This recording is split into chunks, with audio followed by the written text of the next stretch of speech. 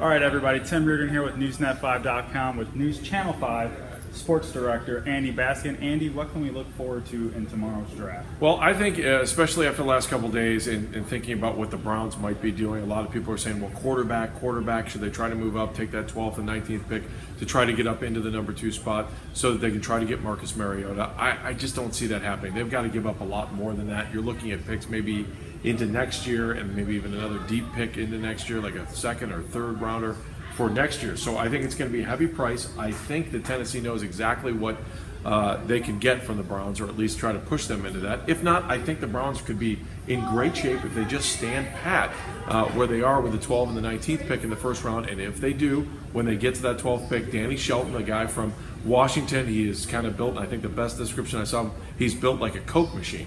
He really is. He's a big guy, 330-some pounds, just over 6 foot, 6'1", somewhere in there, and he is pretty amazing when you see him out on the field. He can plug holes, and I think one of the biggest things the Browns know, their issue from last year is they've not been able to stop the run. They were last against the run, and that's the one thing they've been talking about in Berea more than anything is they've got to stop the run next year. Okay, what are some other positions you think that the Browns should be targeting in this year's draft? Well, I definitely think that we're looking at playmakers. I think wide receiver is one of those spots. I do think tight end is another spot. I think there's a guy named Max Williams out of Minnesota who is really impressive. I don't know if the way the Browns are positioned right now that he may fall somewhere between their 19th pick and the second round pick.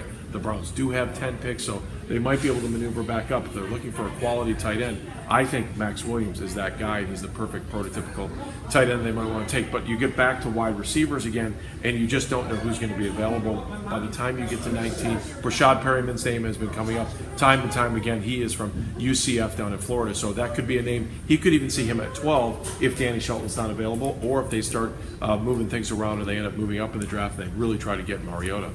Okay, and what is the importance of this year's draft for the Cleveland Browns? Well, Ray Farmer's got to get this thing right. There's no doubt about it. Last year, he's got 2 first-round picks that just didn't give him any productivity last year. This year, he's got to hit on at least 2 of these picks in the first round, because I think you're going to be judged by that, and general managers have a tough time trying to get a job if they fail, and if they fail in the first round, that's going to be a tough spot. There are so many general managers out there that were general managers before.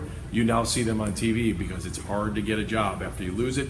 He has got to hit on these 2 first-round picks. Certainly. And how can people watch our coverage tomorrow? Oh, my God. We are all over the place. Not only tomorrow night, on Thursday night during the draft, but you'll also be able to contact us on Dogs on the Run, where you Skype in and you call in, and there are no rules. You can say anything you possibly want, as you know, because you're a part of the show. Yep. Also, we've got Dog Pound Report that's in conjunction with the Cleveland Browns. We'll be live in Chicago. We'll be live at Public Hall. We'll be live in Berea with draft covers throughout the night there. So before you go to Dogs on the Run, you want to make sure you're watching us on News Channel 5. And then again on Sunday morning, we'll do a complete wrap, and we'll maybe try to dig into some of those free agents that weren't picked up after the draft, so we can give you the latest information on Sunday morning as well. That'll be a great show too. Okay.